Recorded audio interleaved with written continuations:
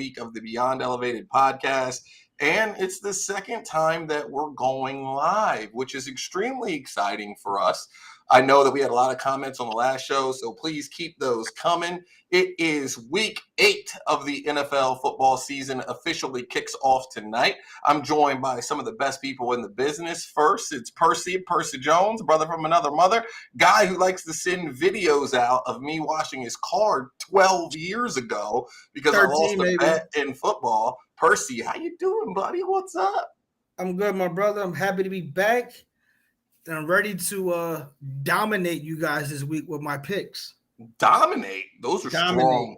Those are strong words. Once again, we're picking against the spreads for FanDuel. We're going to go over each and every single game, which brings me to our second guest, the only professional athlete that is on the board here. And congratulations to Nick. I don't know if we're allowed to talk about it, so I won't mention it, but congratulations in advance, Nick Holquist. What's up, buddy? How's it going? Missed you guys the past couple times. I know I've been busy, but hey, you're a professional athlete, man. You don't got time for us little people down here. Like, you got so much going on. Congratulations on all your success, all the way from Arizona. But then we have our third guest, our distinguished gentleman. You see him all Phillied out and ready for the World Series mañana, and that's Mr. Rich Graham. Rich, what up, player? Gentlemen, good evening. Glad to be back as always. It's a good day to be a Philadelphian. We got playoff action and Philly football action Sunday, basically for a week straight here, leading into next Thursday. But I'm set and ready to get things rolling here and get these picks in, and then get another week slated on the agenda.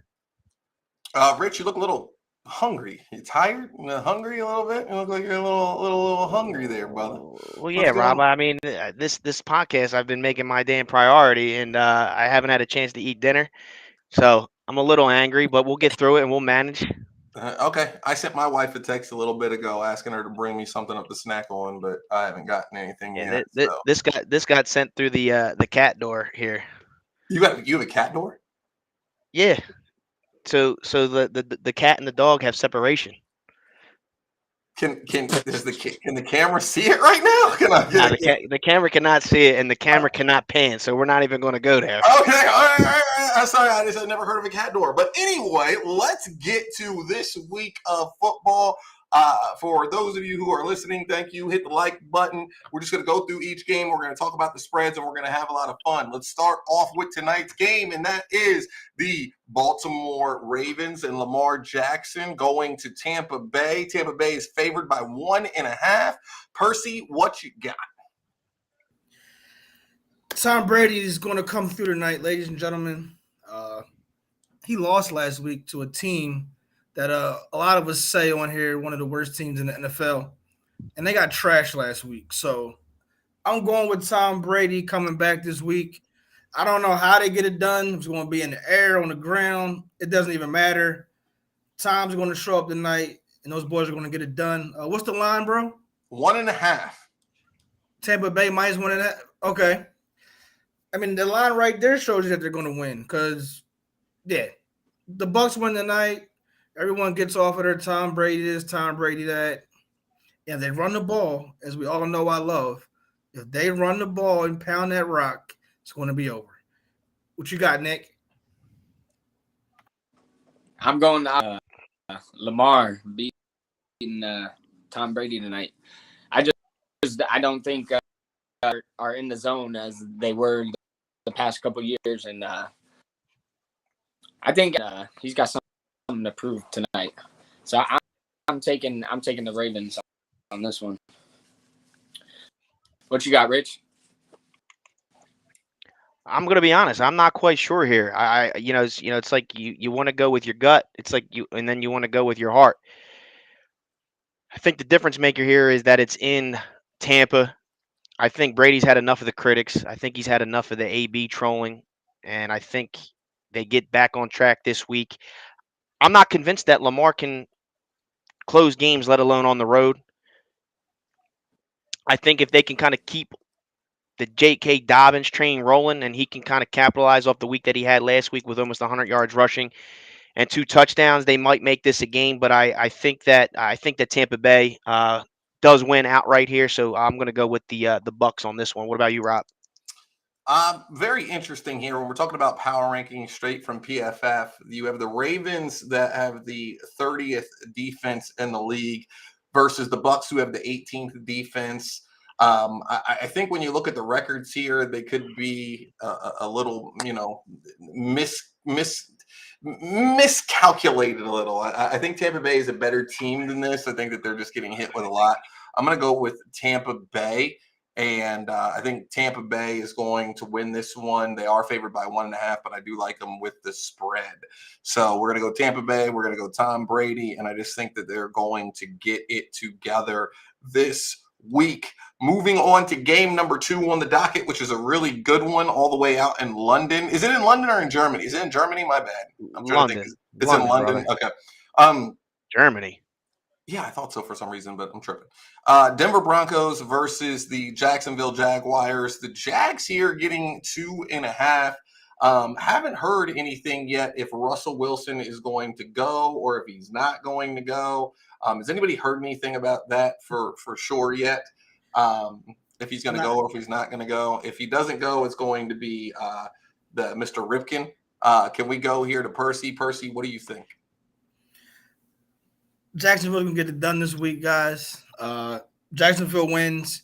They had a close game last week with, I don't know if we're going to say a very good Giants team, but it literally came down to they caught the last ball on the 1-yard line and couldn't get in. So, when they say it's a game of inches last week, Nick, it really literally was a game of inches in that game last week. I think New York would have lost. Travis Etienne fumbled the ball literally damn near going in the end zone last week, and it really came down to the last play of the game. So I'm going with Jacksonville. I think they're going to pull this one off. Well, no, I know they're going to pull this one off.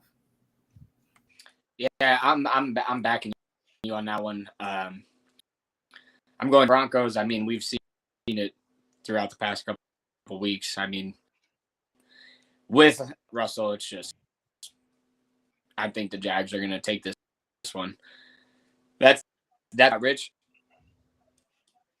Well, here's the thing. Both of these teams, I don't know if you guys know it or not, are both on 4-game losing streak. So somebody's got to win. And I just think right now it comes down to Jacksonville Jaguars being the healthier team, both physically and mentally.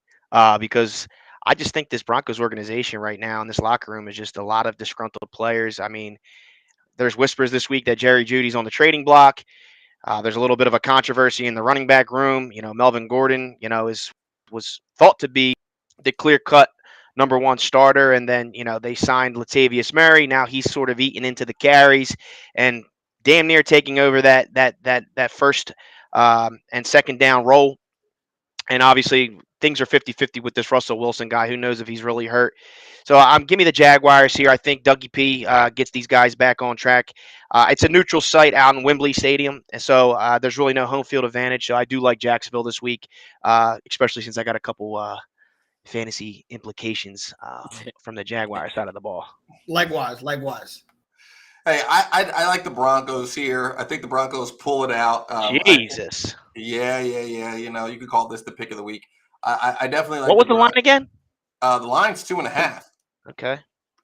2.5. The Jags are favored. So I'm not saying I like the Broncos to win outright. I like the spread with the 2.5. The Broncos the Jacksonville hasn't shown me enough. Lawrence has mental lapses sometimes. Yes, he can go and he can throw the ball really, really well. His overall PFF grade this year is 61.4. Russell Wilson's, by the way, is 59.5. I just don't think that Lawrence, even though he does throw the ball very well at times, I think that he's really inconsistent, which you're expecting out of a second-year player. But I do think that the Broncos win this one and pull this one out in London. Game number 3, one of the really good games. I wanted to send a shout-out to my homie Taj, who's going to be there this weekend for the Bears playing the Cowboys. This is at Jerry World. The Cowboys getting a lot of They're love here. they're getting 9.5 points. They're getting 9.5 points. Percy, what do you think? I really think in the NFL, that's way too many points, man. I think that's way too many points. The Bears are coming off of a win. I really think that, well, no, I hope that they're going to ride off and take some pride in them being grown men and given up 9.5 points this week. So I'm taking Chicago this week. I just hope they play together as a team, man. I mean, I don't. Yeah, I'm mark my word. I'm taking them 9.5, and Uh, we saw who was it? The linebacker was crying yesterday when Quinn went to the Eagles. So I think they're going to be playing tough this week, man. I got Chicago. Was he crying because he didn't get traded, or was he crying because? Nah, he was crying because his brother left. That's why he was crying. Okay, all right, I understand. These athletes are people too, and they have feelings. His friend left, and his friend's probably going to win a Super Bowl with the Philadelphia Eagles. Nick, booyah! This is that's a lot. Honestly, I'm going to take this. I think that they'll cover it. I don't think that the Bears are going to play any better, and I think the Cowboys got this one in the bag, definitely. And I'm taking that 9 crazy. Rich, I just can't get over this line, and it just doesn't seem realistic to me. And I mean, but Vegas knows what they're talking about. I just don't think. I think a lot of that line's got to probably do with the uncertainty with Dak Prescott's health. Because aside from Dak, they did lose Jordan Lewis, the cornerback, this past week. But other than that, I don't really see the swing here. I don't think Chicago, I mean, no offense, Percy, but I mean, Justin Fields is barely accounting for 7 points per game in either rushing or throwing the football for a touchdown. So with the line and the size of this and 9.5, and with the loss of, the trade with Robert Quinn, I can't see. Here's the thing. I cannot see the Chicago Bears putting together back-to-back wins on the road. So I'm going to take the Dallas Cowboys, surprisingly, and against my will here. But for the sake of our wins and loss columns here in these pick'ems, give me Dallas plus 9.5. The Dallas has a lot of people that are questionable for playing here. I know Parsons is probably going to play, but he's still questionable. Hooker is questionable. Elliott is questionable. The receiver, is questionable. And Steele, the tackle, is questionable. I do think that the Cowboys have a pretty elite offense. They're 4th overall in offense and power ranking, and they're also 8th on defense. So 9.5 does seem a lot to me, but I'm going to begrudgingly take the Cowboys this game. And I expect them to cover just because of how bad the Chicago Bears are, with being the 28th offense and the 29th defense. Sorry for my friends out there that are Chicago Bears fans, but this looks like a season on the brink. I'm going to go Cowboys. I think the Cowboys get it done and get it done big. And then I believe right after this game, they go into their bye, come out of their bye, and see Green Bay on the 13th of November, then the Vikings on the 20th, and then the Giants on the 24th for Thanksgiving. So I think that the Cowboys have a very rough schedule coming up here, and I also think that they're going to need to get it done, definitely get it done this week here coming up, and I think it's an important game, and I think that they pull it out. Moving on to game number 4 on the docket. This is a big one for Percy and for Rich, because they both think that this team is going to end up going to the playoffs. That is the Las Vegas Raiders being favored on the road, going all the way to East Coast, and the Saints are home dogs. Go ahead, Rich, give me that home dog. Home dogs at 1.5 versus the New Orleans Saints. Percy Jones, what we got here? Well, we have a Raider team that's in a must-win. They have to win, and they have to find a way to pile up wins repeatedly for the next few weeks. So it's going to happen. We're playing the Saints. Again, like Rich said last week, they really don't have a true identity. Kamara hasn't done anything special this season yet. You got Hill. He might hit you for 3 touchdowns, and then he may not do anything. So they really don't have nothing that's standing out for them, in my opinion. And the Raiders are really playing at a must-win. The coach must win right now. Quick note, Percy, Andy Dalton is going to be starting again for the New Orleans Saints, but he's been playing pretty well. He's a passing grade of 84.7 compared to David Carr's 66.2. Nick, who do you got? The Saints on this one. I mean, I don't think, like you said, Alvin Kamara hasn't really done much, but definitely against the Raiders. But I'm just taking this pick. Percy over there. They took the Raiders, so I got to go against them on this one. Another interesting note here, Rich. The Raiders are going to stay at home and stay East Coast this week because next week they play the Jags in Jacksonville too. So they're going to stay on the road. But what do you think about this game? And that's to my point. I'm glad you brought that up. Since going back to last week with the win against Houston, I think this is the time for them to start streaking. And if the time is now, or if there's ever the time, the time is now for the Raiders. They're in New Orleans this week. Then they are again on the East Coast next week again against Jacksonville, and then they're in Indianapolis and then at Denver. So if they can kind of get hot here and stay hot, that will roll off 1, 2, 3, 4, 5 wins going into that game in Seattle on the 20th of November. I think that me and Percy's very bold, in your words, predictions of this team still being playoff eligible or having eyes on the playoffs this upcoming season will be very well possible. This New Orleans team, they have the pieces there, but they can't ever get all those pieces onto the field. I mean, this Mike Thomas guy, he should just probably just, hang him up. It's becoming a trend now with not practicing week to week and not being able to get on the field. Jarvis Landry, he's questionable. The kid, Chris Olave, he's a stud, but he can't, everybody's now scheming and just kind of focusing on him from the defensive side of the ball. And again, with Andy Dalton back there, I do think Las Vegas wins, so I'll take Las Vegas. Michael Thomas, questionable. Jarvis Landry, questionable. Johnson, questionable. Kirkwood, questionable.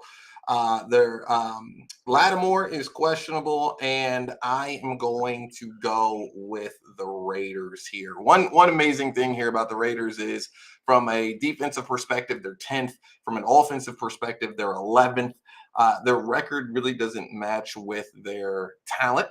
So I'm going to go with them here. I don't think that Andy Dalton is, even though he has a passing grade of 84.7, I just don't think that he's going to be able to get this done week out, week out, week out. And I just think that the Saints are going to have it bad here upcoming. To your point, Rich, they obviously they play the Saints this week, then the Jags, then the Colts, then the Broncos, then the Saints. So looking for big things from the Raiders upcoming here, but it is something that they have to do. It's not something that is going to be handed to them. I'm expecting a big game from Adams this week, and this is really what he came here for, which was to change the outcome of games. Well, they need him these next 2 weeks. Jacobs, I think, is going to have a big game as well. Very good point. He's rolling. Yeah, very good point. One thing that I wanted to point out to Percy is that the Raiders right now are averaging for percentage, their percentage of run plays is 36.5. So they are running the ball 36% of the time. And that's what statistics you're going to get here on the Beyond Elevated podcast. We're going to go ahead. I was just going to note that Josh Jacobs is third in the league in rushing overall. So if they could stick to that ground and pound and kind of feed Adams, it's the recipe for success for them. It's pretty simple. Well, we know Percy seems pretty hype about it, but let's move on. We're going to go here. The Panthers versus the Falcons. I don't want to spend too much time on this game. Falcons are getting 4. Percy, what do you got? Falcons win. Falcons. Jesus. They're going to get it going. I called them 2 weeks ago when they made upset it. Who they upset 2 weeks ago? That you guys all said no. You mean when they got San their? Fran? You mean when they Huh? got? You mean when they San got? Fran? Or are you San talking I'm about? sorry. Francisco. No. When they covered the spread, I'm sorry. When they covered the Oh, spread, oh, oh, oh no! yeah. Oh, when you're talking when they got blasted last week by Burrow and them, is that what you're talking about? I Those didn't. Falcons? I didn't make picks No, last week. I think he's talking 2 weeks ago. 2 weeks ago. No, 2 weeks ago. all I can remember is what happened last week when they got smacked around by the Cincinnati Bengals. Well, if the Falcons was away, I would probably go different. But the Falcons are home. Falcons are going to cover this week. Like you said, there's not much to talk about. Really, two bum teams playing, if you ask me. Nick,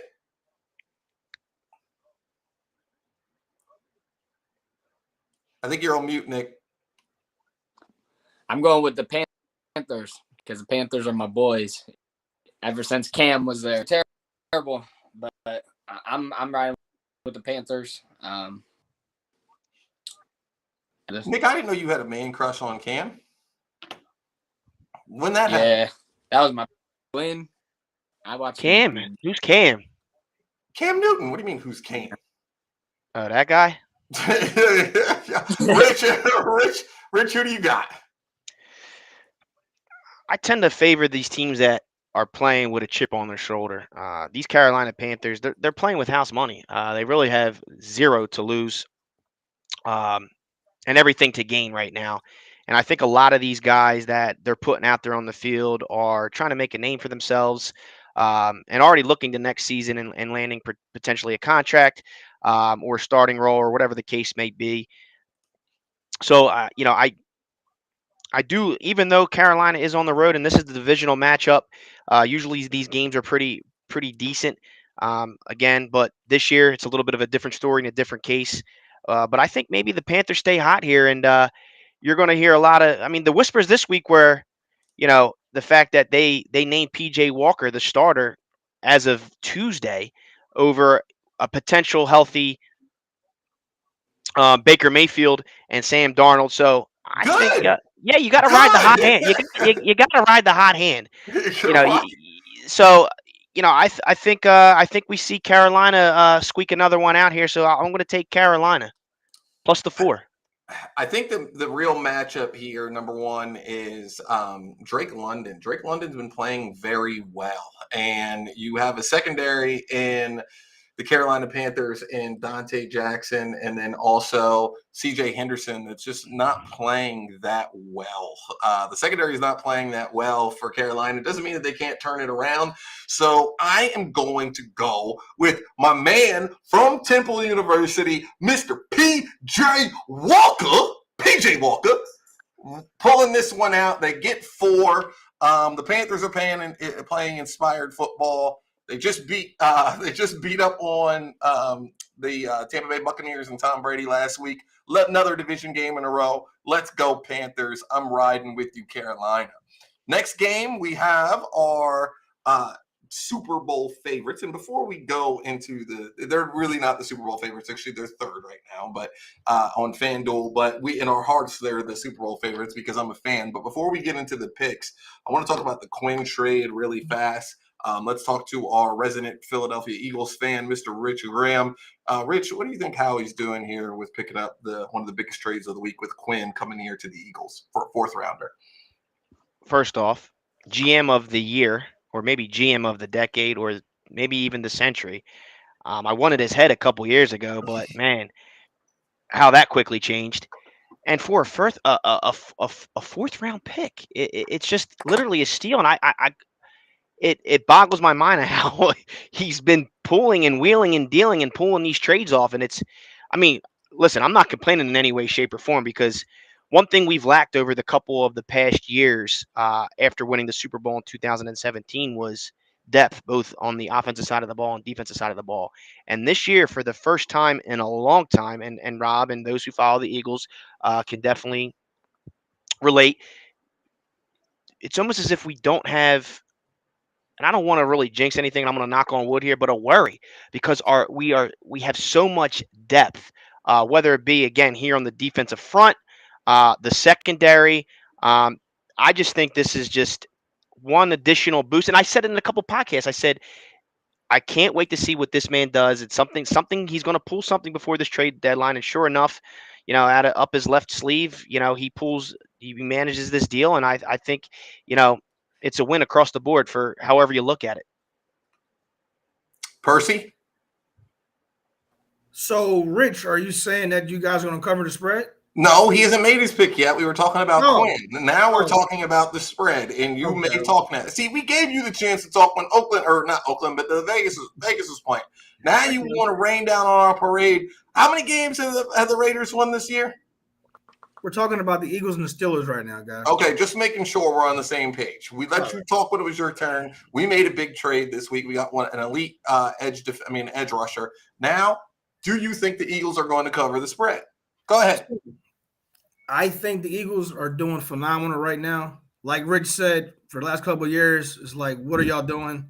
They're doing A1 right now. The pickups you guys have on defensive end, again, I don't see you guys covering this week. Here we go. Listen. No.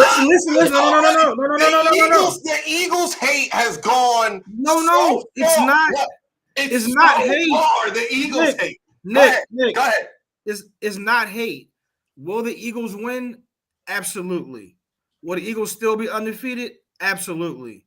But like the game before, that's just too many points to give up. So let me ask you something, Purse.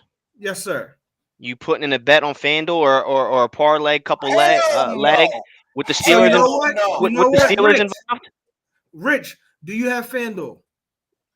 I don't have FanDuel, but I have Barstool Sportsbook. You have FanDuel because that is who we are rolling with, and that's who is going to be sponsoring the podcast. All right, so listen. So Rich has FanDuel, and Percy, you have FanDuel too. No, listen. No. Listen, I live in Georgia. I have FanDuel. I have my brother. No. What I am asking you for, what Rich is asking you. Yes, I will. Yes, I will. I'm getting to my point. Yes. Okay, all right. Yes, I will make a bet this week that Pittsburgh will cover the 10.5 points. We need receipts. I need screenshots. I will screenshot it in our group thread and make sure. No. Forget the group thread. I want you to screenshot it and post it. I want it posted. Say no more. Okay, I want it posted. I want to make sure that when this is over tonight, I will make the wager and I will post it. But no, seriously though, Eagles are rolling. I really wish I was back home right now just so I can catch a game. The atmosphere, everything you guys are doing right now is A1. Kudos to the Eagles.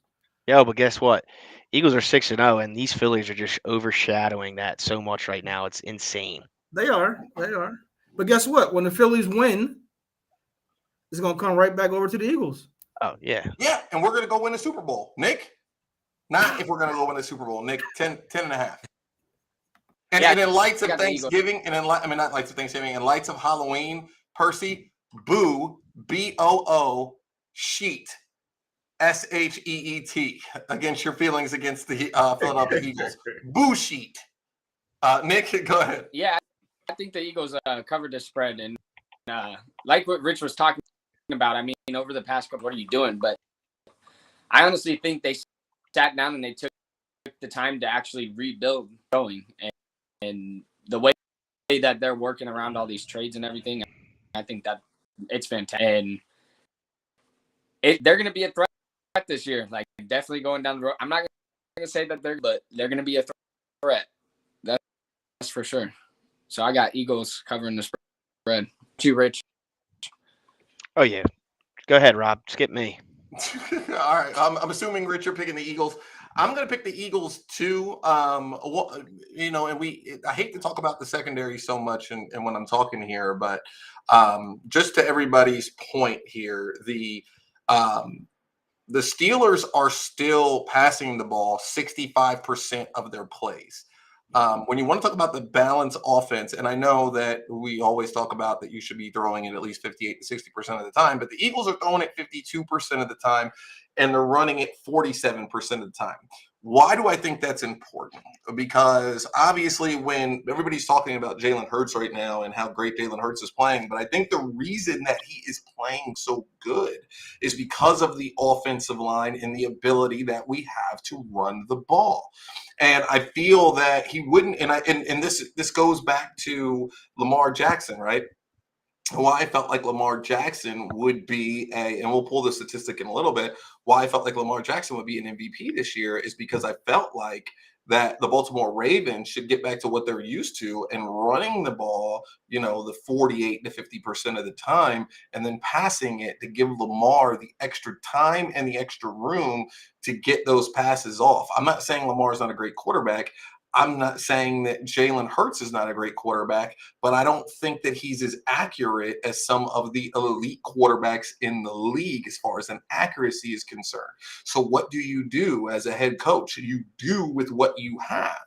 And I believe that the Eagles are doing a great job with this. I mean, if we start looking at the grades here, and I'm not going to go into these long things, but if you start looking at the grades here, you have A.J. Brown on the outside that has a PFF grade of 84.4. He's the fourth receiver out of 110 receivers in the league right now. You have Smith on the other side that's 19th out of 110 receivers. And then you have Goddard playing at tight end, who's 10th out of 72 for tight ends. You have an elite receiving core that you've put around Jalen Hurts. And then also on the other side of the ball, we have great pass defense. And I'll give you these rankings really quick. You have Bradbury, who's 16th out of the 110 cornerbacks. You have Slay, who's 13th out of 110 cornerbacks. And you have Maddox, who's 32nd, covering the slot, who's 110th, who's 32nd out of 110 in the defensive coverage. So this has been an ongoing thing here recently in football when we start talking about, okay, well, what is the strategy? Are we building and drafting from the inside out or the outside in? And when I say inside out, are we working on our offensive line, our pass rushers, our linebackers, our running backs? Or are we building the team from the outside in and worrying about our receivers and our cornerbacks? I know that it's a really, really good argument. I don't want to dive into what's right and to what's wrong, but I believe that the Eagles are a testament on how you can do both. And I'm really, really, really happy about the Eagles and what they're doing this year. They are the best team in the league right now. I do have them covering the spread, and I do believe that we are going to be 7-0. Moving on to the next game. Oh yeah, Percy. It's stepped up, Percy. Oh, we're coming with it. We are coming with it here on the Beyond Elevated podcast. Thank you guys for listening. We're about halfway through, so if you have not buckled your seatbelt or fastened your trays, we are about to take off here and have some real fun. We're going to go over to the Miami Dolphins paying the Detroit Lions. Sorry, Nick, but we'll give you your time to talk about how bad and how much the Detroit Lions suck this year and how your owner had to come out this week and basically say, I still believe in the leadership and everything that everybody's doing out there, even though the record doesn't say so. But the Dolphins are favored by 3.5 going to cold Detroit, but it's in a dome. What do you got, Percy? I'm gonna go with Miami, man. My conversation from week one has shifted. Like I really like the Lions coach. I really expect them to do much better than what they are, but they're just doing what they do each and every season, man. I've given up hope. A few weeks back, TJ Hockenson got into the groove one game and went bananas, but every time I say Lions, they just disappoint. So I'm going with the Dolphins. I mean, they just have many weapons, and they're in a division where they can potentially still slide into the playoffs. Obviously not going to win the division, but I'm going to go with Miami covering the points, guys. Yeah, as much as I hate to say it, I'm going to have to go with Miami covering the points. I mean, it's Calvin Johnson, Matthew Stafford, everybody started leaving the Lions. It's like from that. I don't know what it is, but year in and year out, like anymore. And being from Detroit, all the Detroit fans, I'm sorry, but I'm taking the point spread in the Dolphins on this one. Good job. And by the way, Nick Holquist, one of the most famous people from Detroit, might be a little too old for you to remember. His name is Axel Foley. He wears a Detroit Lions. He wears a Detroit Lions jacket. Believe me, he would love to be down in Miami instead of Detroit this weekend. Rich, what do you got? Yeah, this could be a difficult road game for Miami. Typically, they're a fair weather team, but being that they're going to be playing in a dome, it's really not going to be having that much of a factor here in the month or the end of October. I just don't think the Detroit Lions have an identity.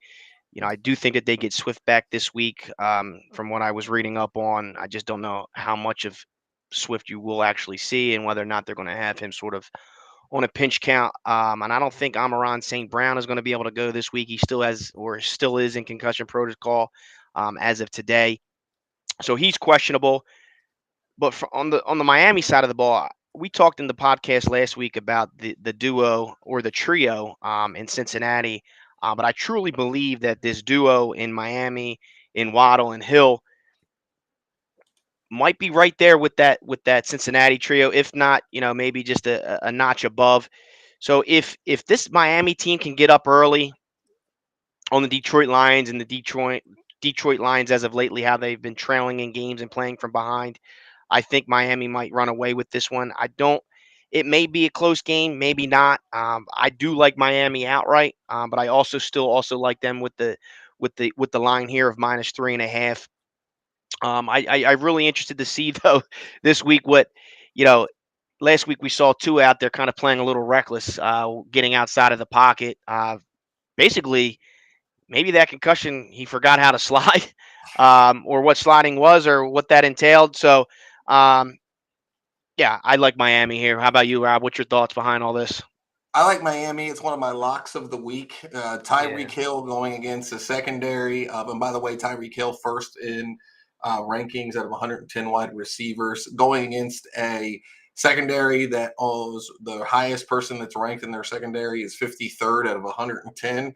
I think it's a nightmare. I think that they're in trouble. And I think that for Miami to win this game by 3.5, they don't need much. I think that if they score 24 here, I think they're winning this game by 3.5. No questions asked. Well, the one thing that I will say about Detroit is I do like the way that Hutchinson is playing. Usually it does take a while for pass rushers to really put their foothold into the league. But I think that he's playing well. I think it's something that you should look for the future for Detroit, is saying there is light here at the end of the tunnel. We have an elite pass rusher, and we do have a functioning offense. But I do think that it's time to. I wouldn't say they're too proud to tank, but I definitely believe that it's time to just face facts, reset, and go get a quarterback at the end of the season. I mean, you're going to be picking in the top 5, top 10. Go get a quarterback, and then let's start talking about what we're going to be with Hutchinson and man in the defense, and our quarterback is the captain of the offense. And let's start over here. The next game that we're going to talk about. Oh, go ahead. That's what happened. Just adjust to the game. Yeah. You're breaking up a little bit too, Nick, so make sure you get that looked at. Next game that we're going to talk about is a big game for both teams. Some of the people on our panel are Kyle Murray believers. Obviously, I am not. We're going to move over to Percy here to talk about the Arizona Cardinals being the underdogs, going to Minnesota and playing the Vikings. Vikings are favored by 3.5. Percy, what do you think?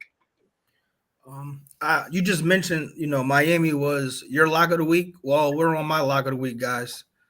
My lock of the week is the Arizona Cardinals. Oh my gosh! My lock of the week is the Arizona Cardinals. Yes, I will take the 3.5 points all day long. Yes, I'm sure Rich remembers me saying this, but I stated when DeAndre Hopkins comes back, just watch how the change happens. And it's going to happen. So Cardinals are going to cover the spread because they're going to win outright. I will post that ticket as well. And I'm going to say Kyler Murray is going to get No. He's No. gonna get- Are you about to do a Kyler Murray estimate? Okay, go wait. Hold on. Click the TikTok camera. This is going on TikTok. Give me your Kyle Murray answer.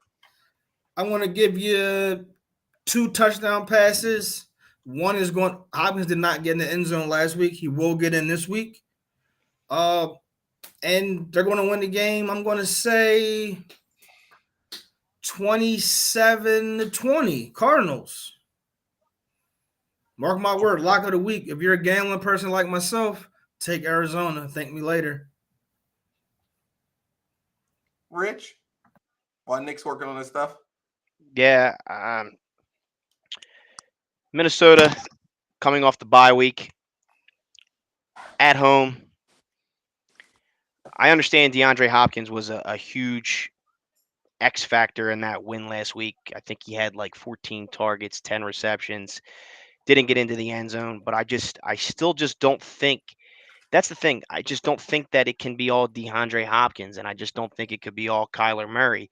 And Kyler Murray, as of 7 games into the season, has just been way too sporadic.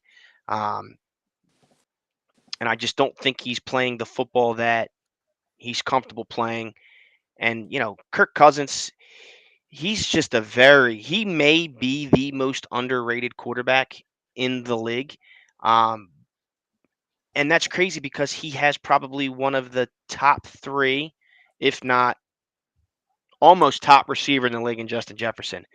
And Arizona just hasn't shown me enough. And last week with DeAndre Hopkins, 1 game is just a very small sample size, in my opinion. Clearly, that's not in Percy's opinion. So I am going to roll with my guy Kirk Cousins and the Minnesota Vikings this week against Arizona at home. Nick? I do like Kirk Cousins. I do like Justin Jefferson, but I think he has a chip on his shoulder. And he proved that kind of last week with 15 yards, if I'm correct. And Kyler Murray, yes, he has it. They also have Brandon Ayuk. I like when he comes into the game. I think every game. And I'm going to take the Cardinals on this one. Just because Pardon? Brandon who? Ayuk. He's on San Fran, bro.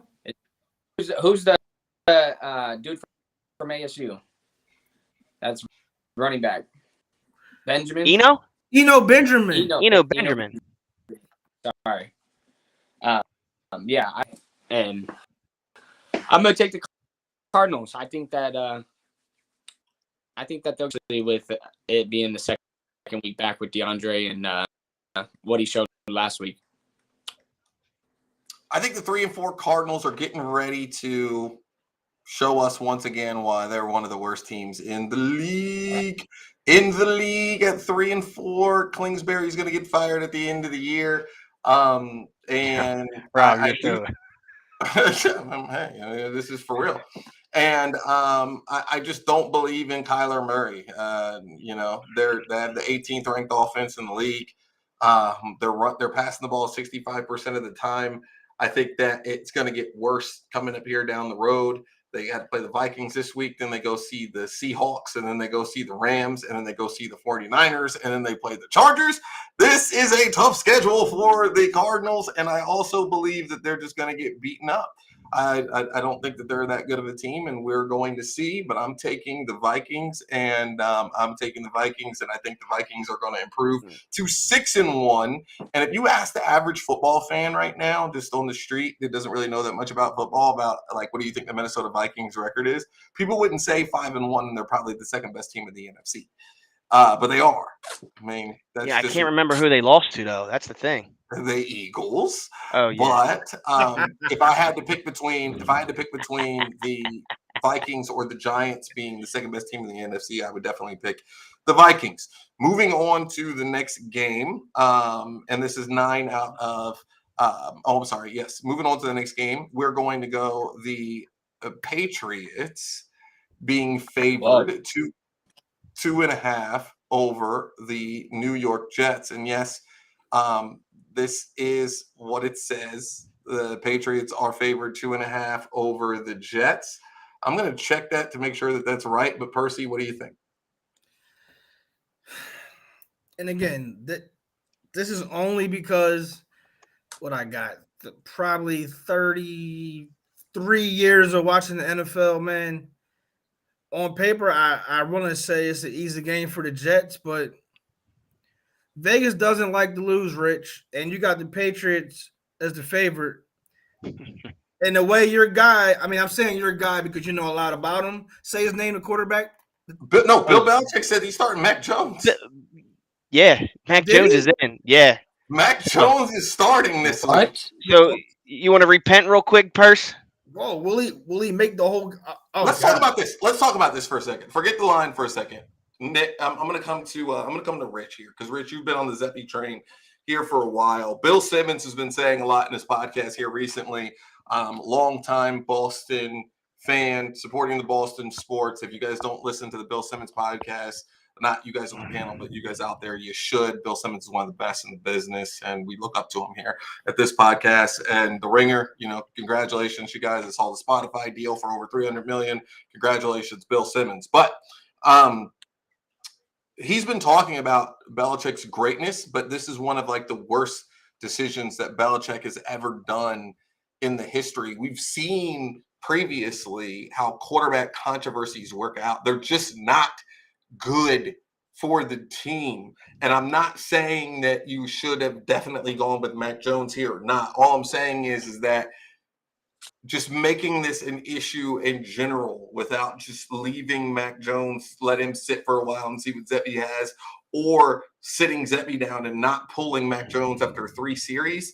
I think that you have this is just Matt Patricia's the offensive coordinator. I mean, this is just like, I don't know what is going on or why he would be doing this right now. Rich, I know how you feel about Zeppy starting, so I want you to talk about that. But what is he doing here starting Mac Jones? Well, I guess, listen, do you think that if Mac Jones comes out, I mean, they were booing him last week at home. What do you think that if Mac Jones comes out here and for 3 or 4 series and is having trouble that he's going to pull him again for Zeppy? Or what's going on here? Well, what's going on is that he's showing his cards here, and what I mean by that is that he has no loyalty to any of these 2 quarterbacks, whether it be Mac Jones or Bailey Zappi. And if Mac Jones is your guy, great. I mean, you rolled him out there last week after Bailey comes off of 2 wins in his first 2 games as an NFL starter.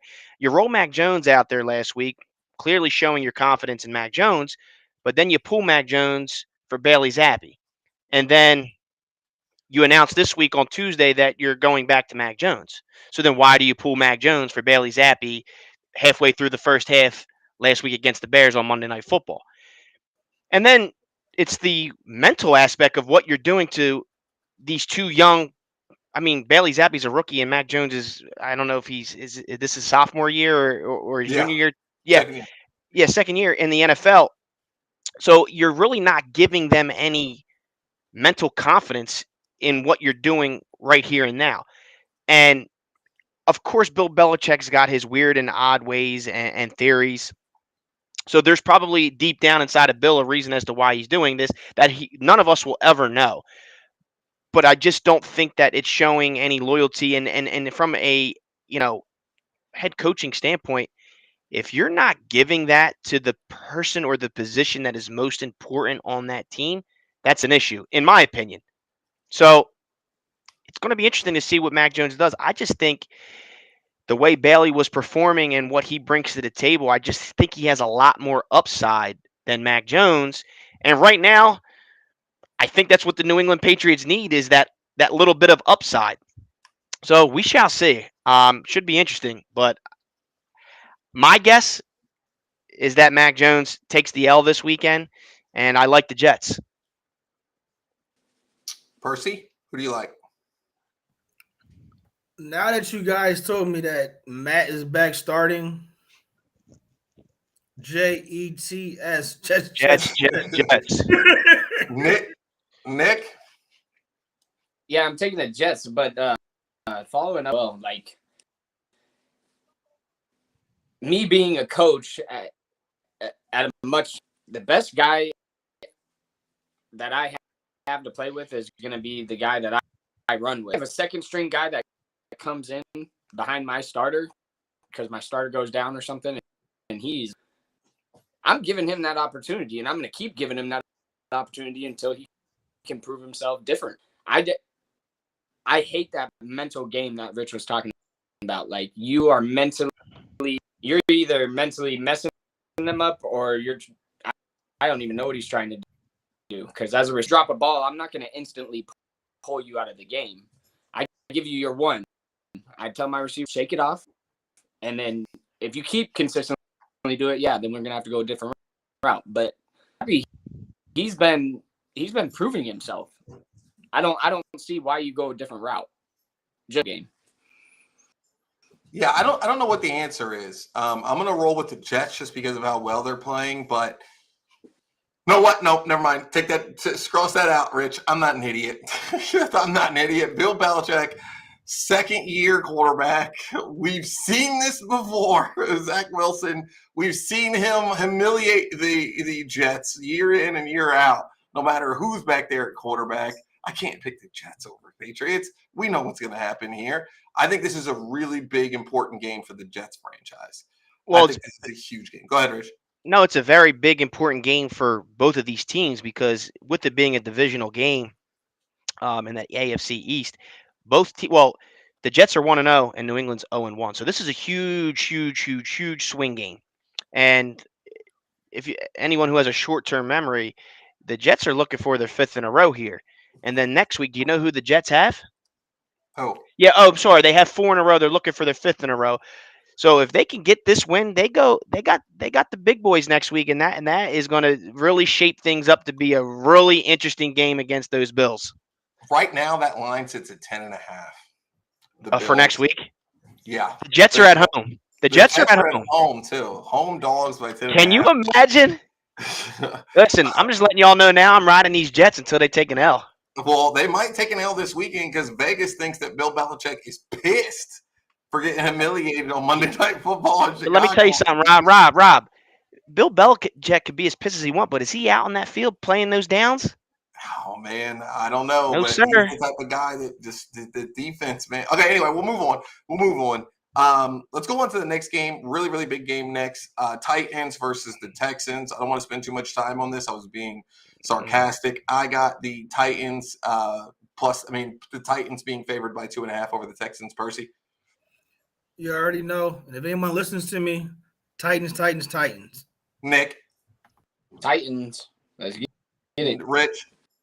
Choo choo. Jump on that Henry train, boys. I got the Titans too. Let's move on to the next game. That one will be 5 in a row for them too, by the way. That one is a bigger game that we're going to talk about here for a second, and that is the New York Giants, the 6-1 New York Giants, going to the Seattle Seahawks. Seattle favored by 3 here for being at home. Percy, what do you think about this one? Geno. I'm going with Geno and the boys, man. The Giants got to go all the way across. Geno is playing lights out right now. He's getting everyone. Fifth best passing offense in the league. Go ahead, Percy. Bro, Kenneth Walker the third. I mean, I'm not going to jump too far out there, but the last 2 games has been mighty good. They're getting the tight end involved, Disley. I mean, you got Metcalf and Lockett. Geno, man, who would have thought that when they named Geno the starter, that he would have numbers like he has now? Not one person tell me that. I don't think even a Seahawks fan can tell me that. So I'm going with the Seahawks, and I'm going to add them in one of my parlays as well. Ooh, okay. I like that. Nick? Yeah, I'm going to go I mean, Geno's playing like he was playing back in West Virginia with Tavon Austin. He's looking good. So I want to see the upset with the Seahawks and Giants just to shut everybody up about the Giants. So that's mine. Rich, what you Taking got? you taking Seattle there, Nick? Yep. Okay.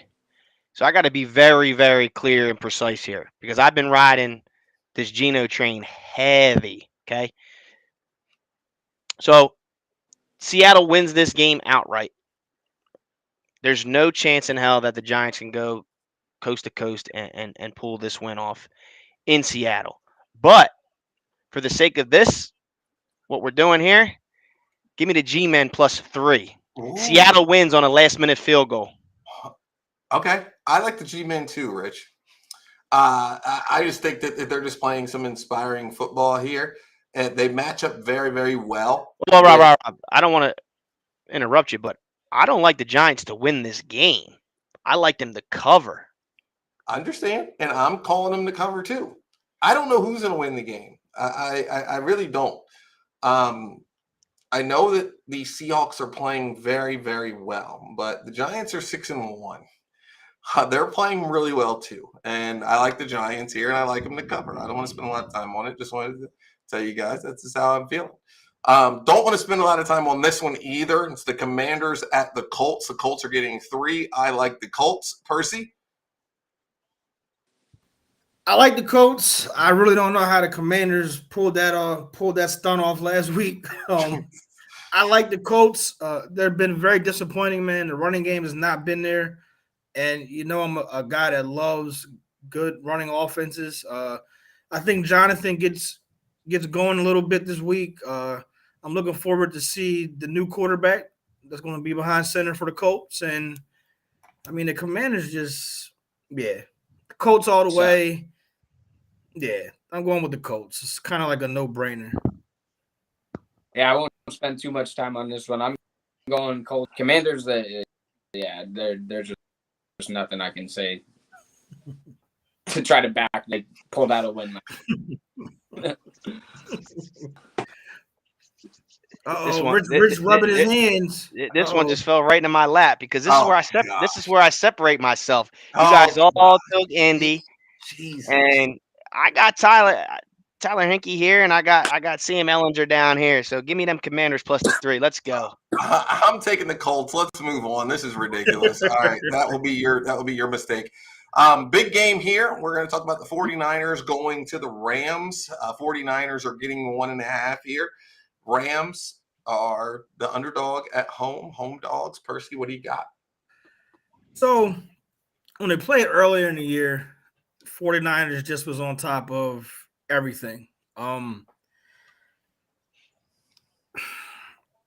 want to say the Niners, but I just can't see the Rams coming off a bye and the Rams being at home to lose 2 games this season to the same. I just don't see it happening because we all know it's a possibility that we could see them later on. So I'm going with Cooper Kupp and the gang, man. Cooper Kupp and the gang.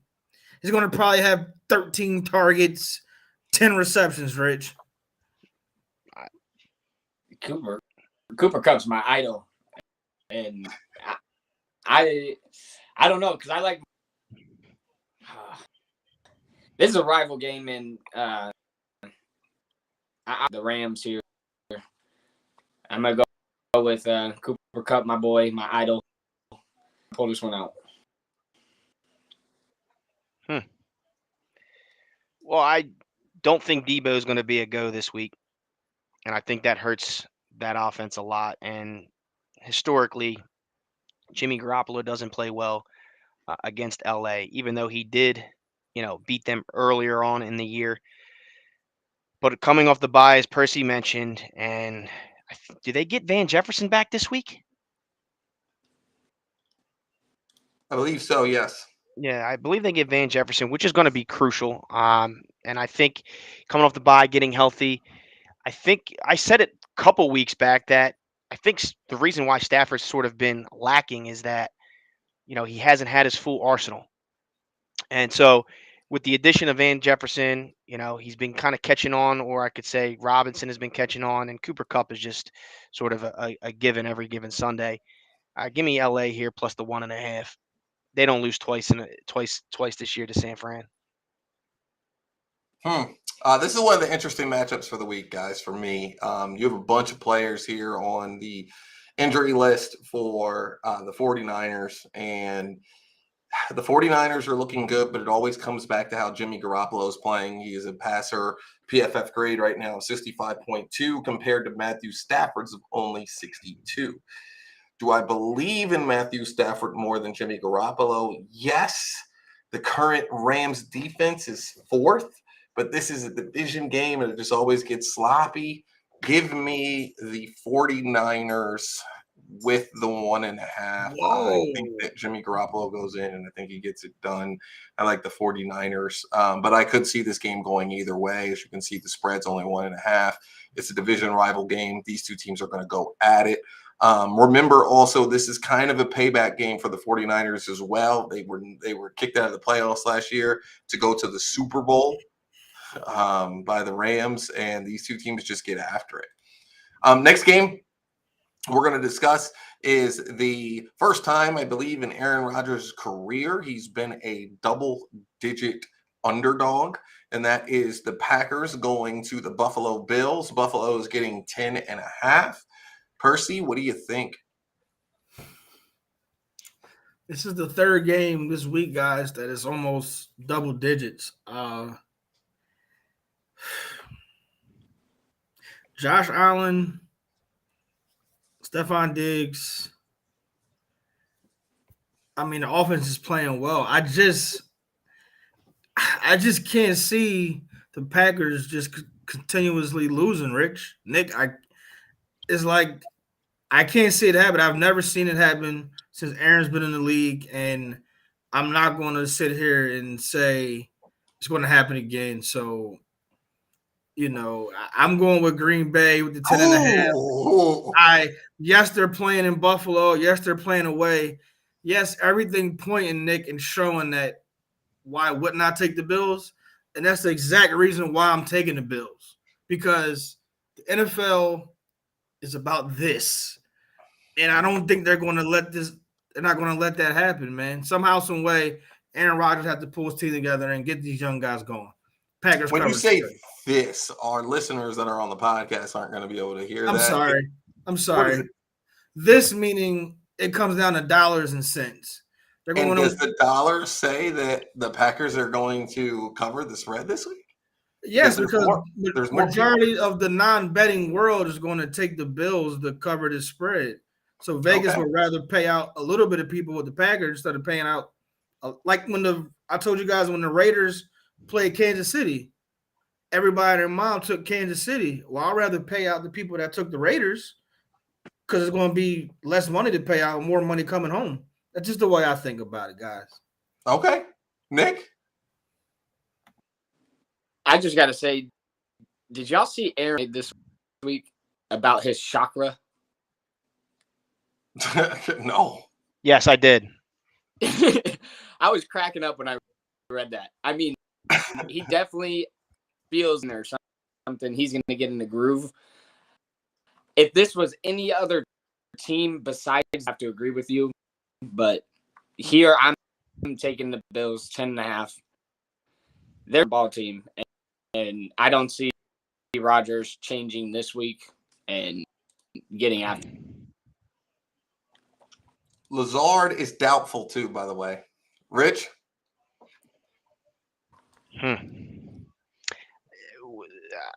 Coming off of that game last week against the Commanders, and I don't know if you guys heard Aaron's presser, but it seems as if everything's set for, as he put it in his words, to shock the world. So I feel like the script is written and the stage is set, and you know that this guy Aaron is accustomed to these primetime games and this type of spotlight. Maybe Josh Allen is too. Who knows?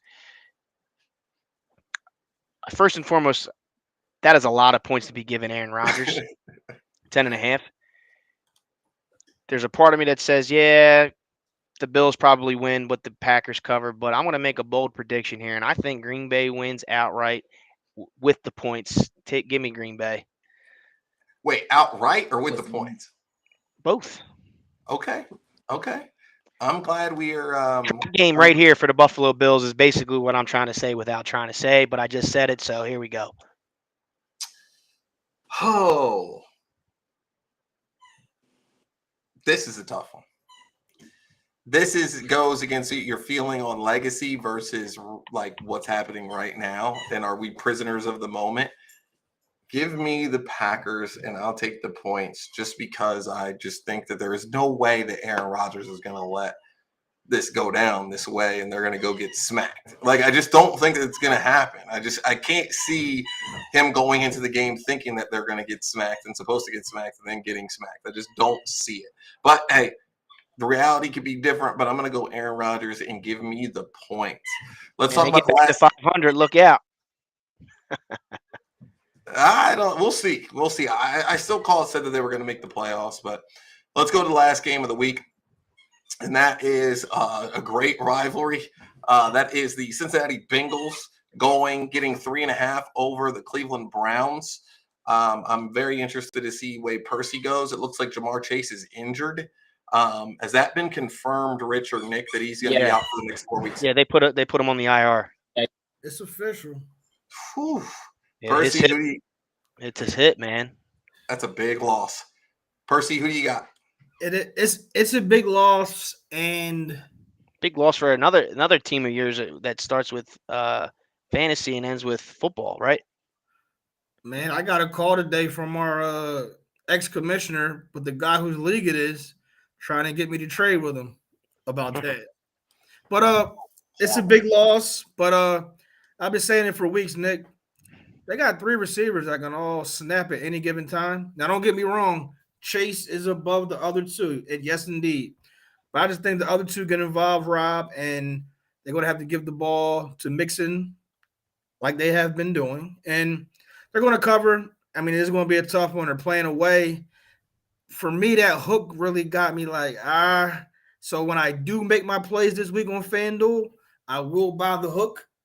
But for purposes of our show, I'm still going to take the Bengals to cover. Oh, okay. Nick? I'm upsetting you right now. This is a tough one. I mean, yeah, they do have weapons. I got to ride against the Bengals, though. I don't know what it is. I just don't like them. So I'm going to pick the Browns. Going to tune in and watch this game, too, because it's very rare that I can catch games. But I'm going to bold pick right now, and I hope the Browns take it. Whew.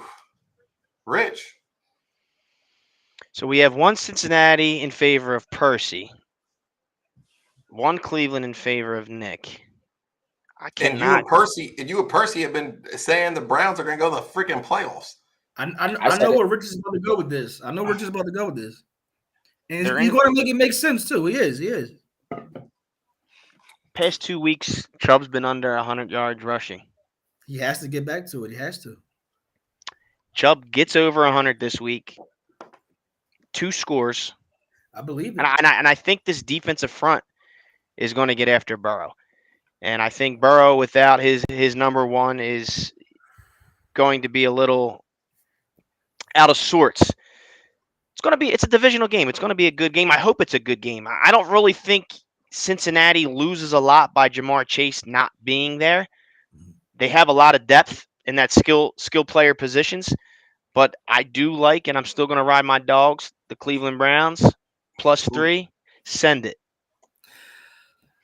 Cool. Okay, well, it's 3.5, number one. Well, hey, I'll take another half a point. Let's go. And we'll be happy to give it to you. I think we know who you're taking, Rob.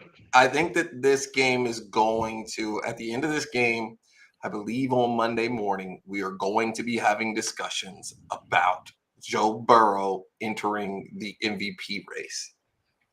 And I think that this is the time where it's going to be, Jamar Chase is out. And I think that he's just going to come out and take his other 2 receivers and Higgins and Boyd and have a field day. Myles Garrett is questionable. Njoku is out.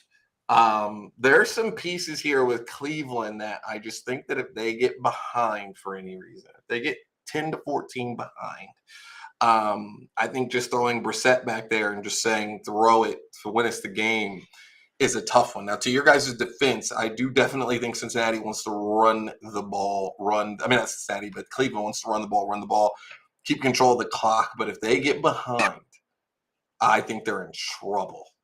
And I think that Cincinnati is going to win this game. I think that they're definitely going to cover the 3.5. And I think that Cincinnati's going to drop to 2-6, but Cleveland's going to drop to 2-6, but this is that old school AFC North Ohio battle that it's going to be physical. It's going to be lit. It's on Monday. Is it Monday? Is it the Monday night game? Yeah. It's the Monday night game. This thing is just going to be for real. And if Myles Garrett plays, he's going to rip somebody's head off. This is what it goes. This is what happens on Monday Night Football in a big rivalry like this, but I'll take the Bengals. So what an interesting week. What a fantastic week for everybody being on here. I know that we're going to have such a fun time. There was some really good games on the docket this week. Any closing thoughts that you have, Percy? Yes, if you're listening, go back to my lock of the week, take the Cardinals, and follow that, and you'll be happy with yourself Sunday evening. Trust me. Okay. Nick? I don't have much. I'm just happy to be back on the show. I just enjoy it, man. It's talking football, the sport we all love, and closing thoughts, but I will say go blue this Saturday. You guys looking pretty good. Can't wait until Ohio State crushes your dreams. Rich? Again. Nick, I really hope you didn't just jinx us right there. How am I jinxing you guys? No, not you. I said that, Nick. I hope you just didn't jinx us right there. Okay. The last 15 times we played, you won twice. We're not even talking about Ohio State, Rob. Oh, okay, no, because that's coming. I can't wait. Listen, Rob, let me tell you something. You guys are going into Penn State in a whiteout this week, and I'm going to say that you guys take an L. Don't get me fired up, man, about this Michigan, Penn State, Ohio State stuff, man, because that really pushes buttons in me. We're so much better. Okay, all right. We'll just go ahead, Rich. You worried about this week at all? No. Nah? Not even a little bit. No. Who? Okay. No. Ohio State's in Penn State this week. Yeah, Penn State's Yeah, I agree, Nick. But they're double-digit dogs. That's fine. That's what they want to be. Okay. We'll come in there for the 10th. Hungry dogs eat, right? Yeah. Well, we'll see. We'll see. No, I think this is a critical week. We're just about at the halfway mark at the NFL. A couple key critical divisional games. So I think for a lot of teams this week, break their year, whether it be making it or breaking it. And I think there's going to be some interesting storylines kind of going off and piggybacking from last week in terms of can Tom Brady get back on track? Can Aaron Rodgers get back on track? Or are they truly